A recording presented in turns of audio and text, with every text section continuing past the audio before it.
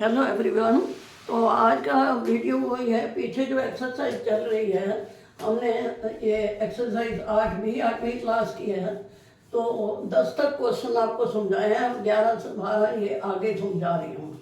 तो इसमें क्या है कि समीकरण तो छोटा ही होता है, इसलिए आपको समीकरण बताने के बाद आप उसका आंसर निकाल सकते हो। तो मैं इसका तरीका आपको बता देती हूँ।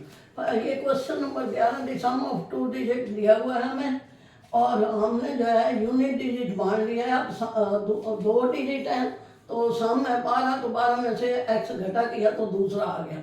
अब हमें ये सम दिया हुआ था और उसके साथ साथ ये दिया हुआ है कि भाई इसको हम नंबर बनाएंगे तो क्या करते हैं, 10 से गुणा करते हैं 10 डिजिट को और ये यूनिट डिजिट प्लस करते हैं, फिर ये 120 माइनस 9x आ गया।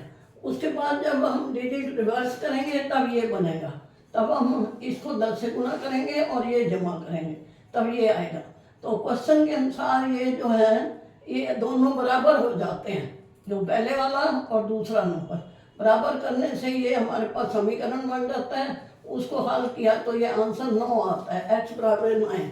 अब x 9 आ गया तो हमने नंबर बना लिया, 120 माइनस 9x था तो ये 39 आ गया। अब इसके अगर डिजिट बदल दिए जाए तो क्या बनेगा, 93, उल्टा हो जाता है ना। तो इन दोनों का अंतर क्या आता है, चमन। तो ये हमें यहाँ पे दिया हुआ था तो ये चमन, भाई दोनों का अंतर चमन होता है, तो ये हमारा आंसर जो है वो ठीक है क्योंकि दोनों का अंतर चमन निकला है।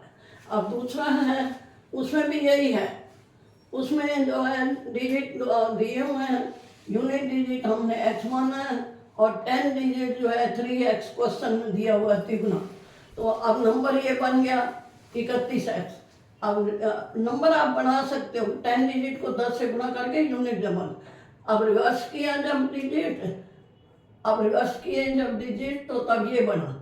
अब 31 है, वैसे भी देखो तो 13x ही बनेगा। अब इनको आपस में डिफरेंस किया तो वो 36 के बराबर आता है, क्वेश्चन में दिया हुआ this is new number will be less than. तो ये 36 आ गया और 18x 36x की वैल्यू 2 आ गई। अब ओरिजिनल नंबर हमारे पास ये हल करने से ये जो आया ये ओरिजिनल नंबर था, इसको गुणा करी, 31x था ना और दूसरा क्या था 13, दोनों को हल किया 62 आया और ये आया 26। अब इनको हम घटा करें तो ये 36 आता है, जो हमें इसमें दिया हुआ है कि ये 36 आना चाहिए, जैसे उसमें 54 था इसमें 36 आ गया। तो इसका मतलब ये आंसर भी वेरीफाई करना हो तो ये यही होता है, इस तरीके से करना होता है। अब अगला क्वेश्चन नंबर ये 11 12 हो गया, 13 नंबर है। अब डिनोमिनेटर बटे भिन्न जो होती है उसका जो रैशनल नंबर होता है तो उसमें डिनोमिनेटर और न्यूमिनेटर होता है। न्यूमिनेटर ऊपर वाला, नीचे वाला डिनोमिनेटर। अब डिनोमिनेटर को हमने न्यूमिनेटर मान लिया x और डिनोमिनेटर x प्लस 7 हो गया, इसमें दिया हुआ है। तो अब उसको 17 जमा करने हैं न्यूमिनेटर में और उसमें जो है डिनोमिनेटर में 6। तो ये करने के बाद हमारे पास ये समीकरण बन जाता है x प्लस 7 17 और x प्लस 1। अब ये किसके बराबर है, क्वेश्चन में दिया हुआ है कि ये 2 बन जाता है, ये देखो क्वेश्चन में लिखा हुआ है। तो 2 बनने के बाद आप इसको क्रॉस मल्टीप्लिकेशन करते हैं तो ये बन जाता है, ये आ जाता है समीकरण। और समीकरण कोई बड़ा नहीं होता, आप कर सकते हैं। x बराबर 15 आ गया। अब न्यूमिनेटर 15 हो गया, डिनोमिनेटर जो है 15 में 7 जमा किया तो 22 हो गया। हमारा नंबर क्या बन गया, 15/22, दैट इज द आंसर। तो ये रैशनल नंबर था भाई, भिन्न का सवाल था। अगला भी ऐसे है, फ्रैक्शन 14, क्वेश्चन नंबर 14 भी यही है, फ्रैक्शन का है। फ्रैक्शन में क्या है, वही न्यूमिनेटर x है और डिनोमिनेटर जो हमें दिया होगा उसके अनुसार बनाना है। 2x माइनस 2 आ जाता है, इसका दुगना करके 2 घटा दिया, फिर 3 ऐड किया उसमें भी और उसमें भी, नीचे ऊपर 3 ऐड करके वो 2/3 बन जाता है according to question. By cross multiplication ये हमारा समीकरण बन गया और इसकी वैल्यू निकाली जब हमने तो ये x बराबर 7 आ गया। अब न्यूमिनेटर 7 है, डिनोमिनेटर जो है हमने निकालना है 2x माइनस 2, तो उसको निकाल के ये 12 आ गया। तो फ्रैक्शन क्या बन गया हमारा, 7/12, जो हमारा आंसर आ गया। जो भी फ्रैक्शन में लिखा हुआ है उसी को हमने यूज़ किया है। यहाँ 2/3 दिया हुआ था और वहाँ दिया हुआ था भाई वो सब तीन गुना होता है, 3 जमा करने पड़ते हैं, दोनों में 3 जमा कर दिए। अब ये क्वेश्चन नंबर कितना था हमारा, 14। अब उस क्वेश्चन नंबर है 15। लेंथ रेक्टेंगुलर है, रेक्टेंगल आपको पता आयत होता है, आमने सामने की भुजाएं बराबर होती हैं। इसमें जो है ब्रेड्थ हमने मानी है x और लेंथ जो है उससे 7 ज़्यादा है। अब आपको पता है कि एरिया कैसे निकलता है, लेंथ इंटू ब्रेड्थ, वो निकाल लिया, ये आ गया। उसके बाद न्यू रेक्टेंगुलर में क्या किया है उसने, लेंथ में 4 घटा किया है और उसमें ये बन गया, इसमें 3 जमा किया है तो x+3 बन गया। अब फिर इसका भी एरिया निकालना है, लेंथ इंटू ब्रेड्थ, तो ये दोनों x+3 आ जाते हैं लेंथ और ब्रेड्थ। अब इनको गुणा करके ये आ गया a+b का होल स्क्वायर होता है ना, तो वो x² + 6x+9 आ गया। अब ये जो एरिया पहले वाला था और क्वेश्चन में ये दिया, दोनों एरिया बराबर करते हैं, बराबर होने से x² कट जाता है, 7x में 6 है, ये आ गया x+7 बराबर 9 + 7 16 आ गया। अब हमारी लेंथ क्या हो गई, ये इसके, तो बी ब्रेड्थ क्या आ गई 9, x जो है 9 आया, सॉरी, लेंथ फिर 7 जमा करें तब वो 16 बन गए। तो x की वैल्यू जो है हमारे पास 9 आई थी, तो इसलिए ब्रेड्थ 9 हो गई और लेंथ उससे ज़्यादा है 7, तो वो हो गई, आंसर आ गया 16 और 9। अगला भी ऐसे ही है, इसका पेरीमीटर निकालना है। सवाल वैसा ही है कि विड्थ का मतलब भी वही होता है ब्रेड्थ, तो हमने इसमें लेंथ मानी है और ब्रेड्थ क्या है 2x/3, ये दिया हुआ है इसमें 2/3। अब पेरीमीटर निकालना है, पेरीमीटर में 2 × L + B होता है, लेंथ जमा ब्रेड्थ, तो ये जमा करके ये आगे 10x/3 मीटर।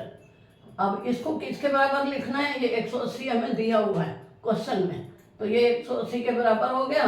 180 को 3 से गुणा करें, 10x की वैल्यू ये आ गई, फिर x की ये आ गई 54 मीटर।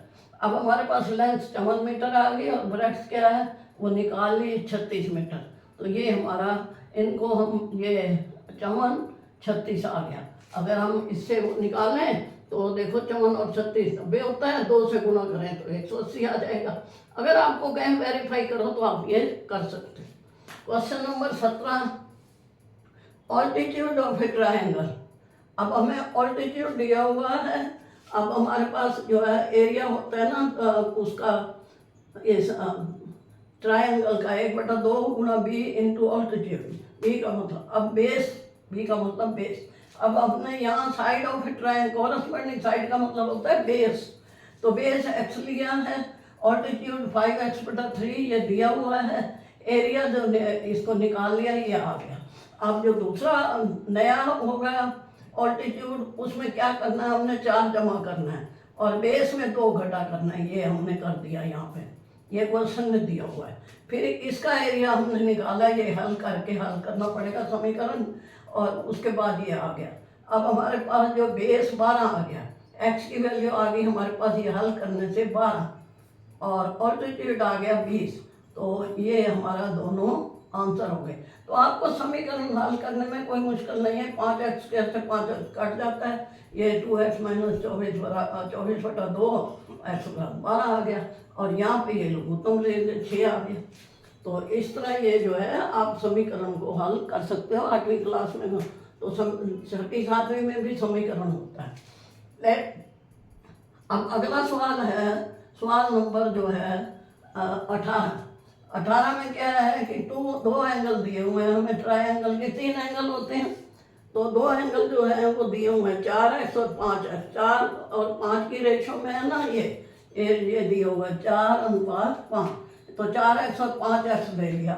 अब तीसरा एंगल जो है इन दोनों को जोड़ें तो वो इनके बराबर आता है, वो 9x हो गया। अब एक ट्रायंगल के एंगल जो होते हैं उनका जोड़ 180 होता है, तो हमने इनको जमा कर लिया और 180 के बराबर लिख लिया। अब x की वैल्यू क्या आ गई 10 डिग्री होती है ना एंगल में, तो अब फर्स्ट एंगल क्या था 4x, तो 4 × 10 40 हो गया, सेकंड 5 × 10 ये 5x, थर्ड 9x, तो ये 3 एंगल आ गए, तीनों को जोड़े तो 180 आता है, जिसका मतलब ये आंसर ठीक है। तो ये 18 तक क्वेश्चन इस प्रश्नावली के हो गए हैं। जो और रहते हैं वो नेक्स्ट वीडियो में बताऊंगी। आप वीडियो लाइक करना, शेयर करना और सब्सक्राइब करना। वीडियो देखने का धन्यवाद।